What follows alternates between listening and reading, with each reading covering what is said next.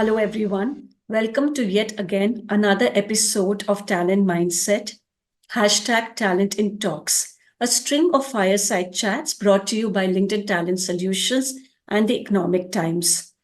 Through these virtual conversations, we bring to you best case examples and innovations taking place in the realm of talent management. Today, with generative AI and process automation, HR is playing a key role in business via workforce strategy. From having the right talent for the right job to developing competencies and proficiencies for evolving jobs, our leaders in this show will share their insightful answers and roadmap for the future. So, without further ado, let me call in two leaders. We have Jyoti Tadlani, Regional Head, West Asia LinkedIn Talent Solutions, who will be asking some thought provoking questions to Rajneesh Harish Malik, Senior Global Director, Talent Acquisition, Mindtickle. Let me fly away as you learn from these leaders. But do share your thoughts in the comments so that we can also learn from you. Over to you, Jyoti.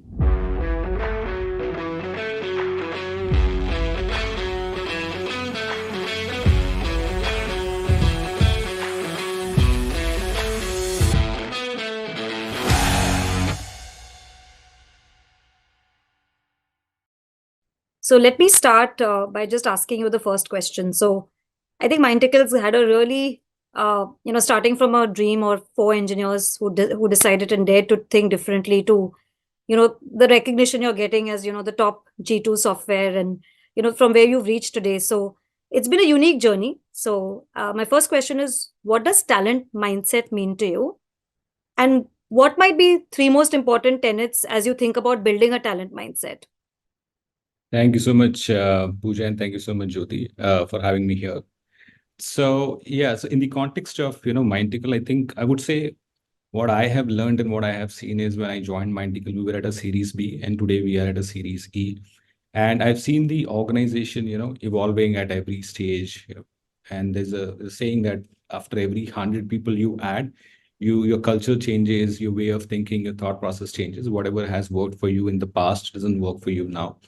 So with that, what I've seen is year on year, and we have seen that things have changed. The kind of skill sets, the team, what we used to have was different than what we have today. But what has been, I would say, consistent in our approach or in our understanding of talent mindset is that folks who are pretty flexible, they are agile, and with a lot of compassion and hungerness to kind of prove themselves, to grow themselves are the people who have actually really worked for us. And I would say that has been the main differentiation factor between what I see is what mindset for us is. If people are like agile and people are like full of compassion and they are putting out their heart and soul into anything what they want to build in, we are getting the best of the best outcome from that. So those are few things which is basically defining us than in any other talent what we have noticed. That's a great share. My next question is, if you look at it, India is the third largest producer of unicorns, but I'm sure it has this unique set of challenges for dealers like you. If I have to look at it, what are the major recruitment or talent bottlenecks that a high growth SaaS startup like yours faces? What are you really doing to sort of meet some of those or overhaul some of those? I'm sure the audience can learn a little bit from this. So would love for you to share that. Yeah. See, again, I would say the challenges differed from stages to stages, right? When we were 100 people, 150 people, we had different set of challenges. I mean, different hiring challenges. When we were 250, we had a different hiring challenges. When we look at today's scenario, where we all know that organizations are struggling, the market is not in a very good shape for tech industry. Hiring problems or the statements for us have really changed now. And hiring is majorly driven by the demand and supply. Yeah. Now, if you look at, there is a huge talent pool which is available, right? And the place where Mindtickle is, it's not about branding for us, what it was like 3-4 years, 5 years back, where people did not know what Mindtickle is. I think those challenges are gone. The challenge is what we have right now when I look at purely from the hiring lenses, there is like a good amount of pool which is available. So I think the way we are looking at is that you have a lot of people coming in, a lot of resumes, that talent available. The approach is that how do you identify that who are the people who are meeting your requirement at this moment? Because in the situation where the Mindtickle stands in terms of the product building, in terms of the goals what we have set, basis on that requirement, what are those skill sets which are available, and how do you go after them? Because now the pool is huge which is available.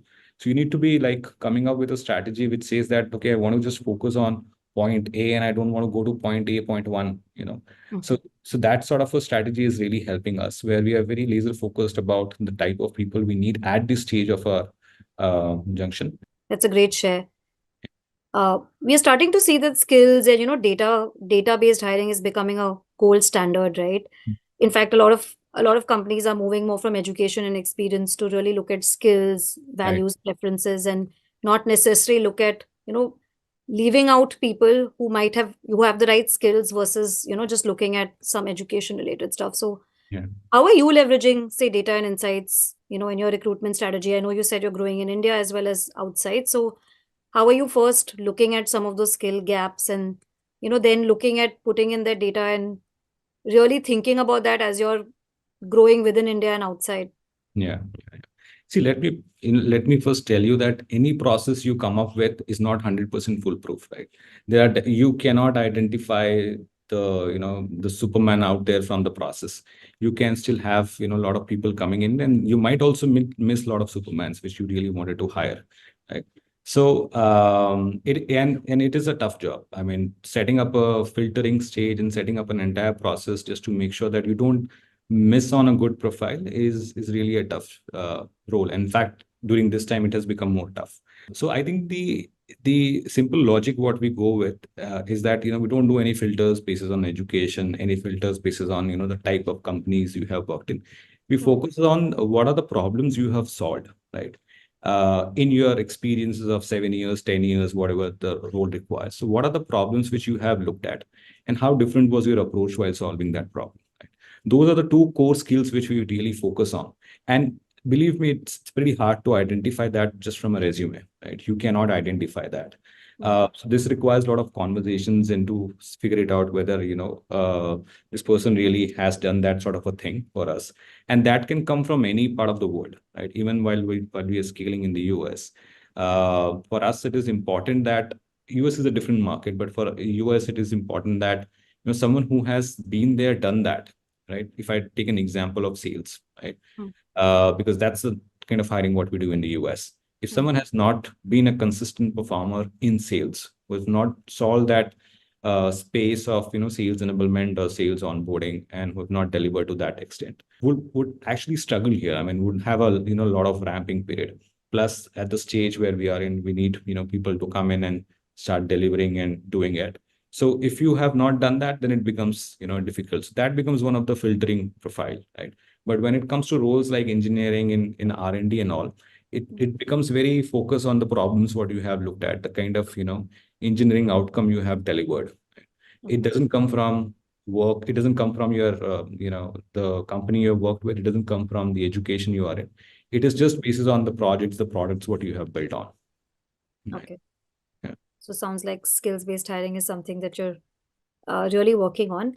And is there any way you're using data to sort of figure out when to buy talent and when to sort of build talent internally? Yeah, I think a lot of organizations do invest into that, and it's a very important decision whether to build or whether to, hire, whether to acquire a company or whether you want to, build from scratch.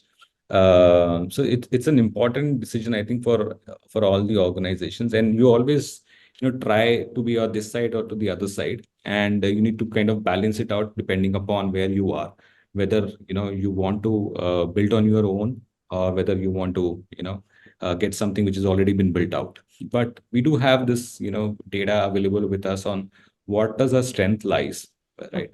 And what is that we can build? What is that, which will take some time for us to build? And depending upon, what is the outcome, what is the problem. We try and switch between both this decisions. Thankfully for us, we can take any decision, whether we want to be on this side or the other side. But a lot of organizations don't have that sort of a I would say the flexibility to choose whether this or that, because sometimes you are driven by external factors. You don't have skill set. But in Mindticle's context, we know that where our strength lies and what skill set exists. So we can plan accordingly then. So we are actually, of course, we're seeing that if you have on the platform, we're starting to see that if you have a brand, we are seeing like people who invest in a brand or they employ a brand, then you see an uplift in application rate and conversion to hire. And, I think rightly so, because it's a competitive talent market. Yeah. And of course, you're seeing attrition pan out, right? So how is Mindtickle really establishing its voice in, let's say this India's competitive talent marketplace? And how do you see that continuing to happen in the near future? Yeah. See, the talent has become very, very competitive, and I think all the organizations, they want the cream of the talent, right? And all of us are running behind the same kind of a talent. So unless you have an edge over others, right? And it can come in any form. Like in our form, there are 2, 3 things which we focus on. One is definitely we are very proud of what we are building in, right? So the product what you get to work on, which is a very global product, not focusing on India audiences or not building something only for India specific. So people really like to have those challenges, right? That okay, I'm part of something which is being built for global users, right? It's not being built only for India users. Secondly, while you're building for global, there is a high adoption of the product as well, because Mindtickle has a very good set of users coming on the platform and using it, and across different locations they are logging and they are using it. So that's the second edge what you really get. The second lever on through which we play is the culture part also, right? We are very proud of what we have built in, right? And the culture where we expect people to kind of come in, put their heart, and they start delivering it itself. And plus you give them that sort of a environment where they can go out and they can flourish, is an added, I would say, advantage for us. And the third is identifying that what your strengths are, what your skill sets are, and how do you want to invest on those skill sets. Because skill sets are something which sometimes gets mundane, and it is difficult to kind of put an outcome out of it after a period of time. Because if you keep doing the same thing again and again, right, either you become very good at it, or that skill set also goes out of the trend, and then you have to adopt to a new skill sets. So we kind of focus on what does the strength lies in, and where do we really want to reinvest or invest, and build an environment where you can transfer skill sets, right? Like from an SD, if you want to get into product management, so are we providing that environment for people to move into product? Then are we providing that environment? Are we giving them that sort of a learning and teaching environment where people can move into the other goods? And that too for a global environment. It's not pretty easy to kind of build in. And getting a global exposure, I think sitting out of India is also a great opportunity. That's great to hear from what you're doing from a brand perspective. Of course, retaining talent is also really key, and focusing on investing and building skills, and I would say personalized career paths, as we said, like outcome based learning is extremely critical. So how do you implement learning initiatives in the midst of high turnover and sometimes disengaged employees? So how do you really implement some of this, and then how do you land up getting, let's say, buy-in or budget for L&D in this current climate? I think very relevant questions for sure. Yeah. See, I think to be honest, and I should acknowledge that for any organization, any industry right now, getting any budget is tough, be it an HR budget, be it an L&D hiring, or, even tools, right, infrastructure and all. It's pretty tough, in this market. And you really, and organizations are really, really conscious from, on the point of view of where are they investing that $1 through which they can get 1.5 or 2x, right? And talent is definitely, a product, or I would say a service where if you invest more, you get more out of it, right? But the only thing is that, that return of investment doesn't happen immediately. You have to wait and, wait for a time and then get the best out of that. And while you have to do that, you also have to make sure that you are retaining the talent, because the outcome hasn't come yet for the learning or investment, whatever you have done.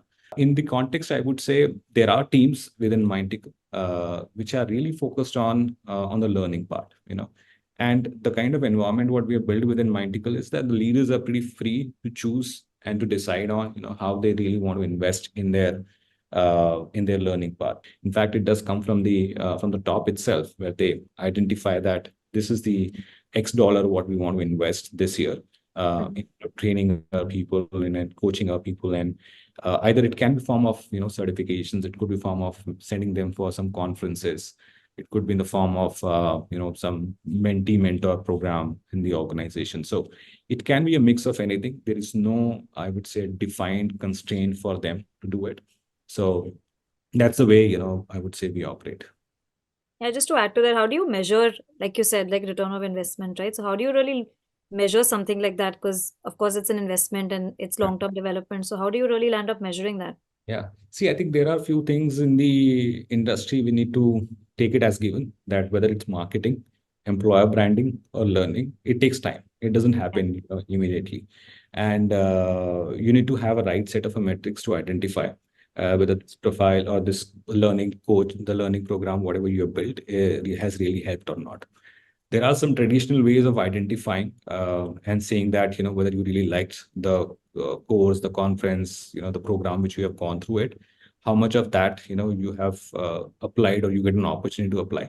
And second is, re-engaging in that learning program. So one of the teams I know, what they do is they really like to, whoever has learned something, they go back and they discuss with the team, the brainstorm, and they really like to give it to the remaining team members of whatever they have learned. And the third is the real-time application. Whenever the time comes, you have to apply that knowledge. And I personally believe that whatever you learn, whatever programs or education you do, someday or the other, you have to implement that in your life.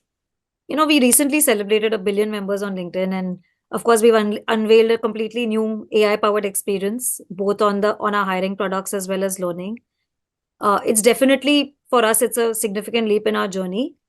As a SaaS company that you're powered by AI and focused on upskilling teams for your customers, how would you agree that AI is revolutionizing recruitment and learning like never before? And how can businesses leverage this revolutionary technology to align talent outcomes with business goals? I know it's a loaded question, but would love to hear your perspective on it.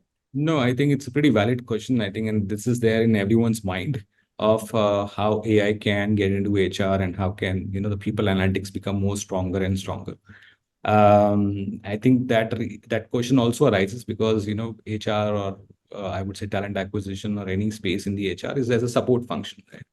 And how can you really support the business and make sure that you are doing the right investments in the AI? I think so the first question answer is definitely yes. AI can add real value into the business outcomes. The way I see it, they can add really value addition is in hiring, right? If you can do the prediction of hiring, where you see that X set of people really get qualified for Y job, then your job becomes much easier, right? Because hiring is an investment of time and energy, and there's a lot of time which goes in filtering out people. I think if there's an AI which is coming in and solving the problem of giving you a prediction of, let's say, basis on your historical data, you're going to take this many days of time to fill in, and these are the type of people you should focus on. I think that solves a lot of problem, right? And retention also becomes, I would say, a problem statement which can be solved through AI, where you can get into the sentimental analysis. You really can understand, whether the person is driven, the person is not driven, what is that person going through it, can you build something for that individual or that team so that they are at their maximum of potential. I think AI can do a lot of things. It's just that we need to tap into it, understand what does the organization need at that moment, and then invest on that. But for sure, the business can definitely get a lot of things from the AI. No, for sure. We are definitely seeing that AI and skills first hiring definitely open up talent pools. Yeah. Even from a diversity perspective, or even getting in, the right generational mix. True. So definitely, thank you for sharing that. That it definitely you can get a lot more talent outcomes with AI and be more productive. Thank you, Rajneesh and Jyoti, for the powerhouse session. You're both eloquent leaders and shared your insights effortlessly. Viewers, let us take a moment to reflect on the criticality of talent in shaping businesses and rooting for success in a hyper disruptive world. As we embrace digital technologies to design agile HR, it helps us elevate experience, productivity, and careers. Thank you for joining us and do reach out to the speakers for more exploration on this topic. Thank you.